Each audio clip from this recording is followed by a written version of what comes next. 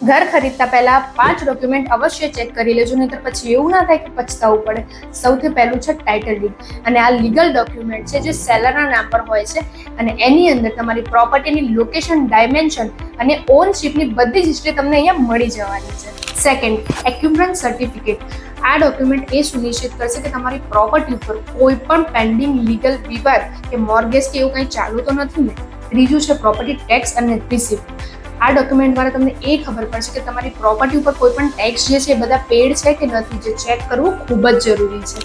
ચોથું છે purchase agreement, જે સેલર અને બાયરની વચ્ચે કરવામાં આવે છે, જેની અંદર તમારી પ્રોપર્ટીની પરચેસ પ્રાઇસ, પેમેન્ટ ટર્મ્સ અને ક્લોઝિંગ ડેટ જેવી ઇન્ફોર્મેશન તમને ડિટેલમાં મળી જશે. પાંચમું છે કમ્પ્લીશન અને ઓક્યુપન્સી સર્ટિફિકેટ, જે એન્શ્યોર કરે છે કે તમારી પ્રોપર્ટી કેટલા ટાઈમમાં રેડી થશે. ત્યારબાદ રેડી થયા બાદ એના જે સેફ્ટી સ્ટેન્ડર્ડ હતા એ મેચ કરવામાં આવ્યા છે કે નથી કરવામાં, એની ડિટેલ ઇન્ફોર્મેશન તમને સર્ટિફિકેટમાં મળી જશે.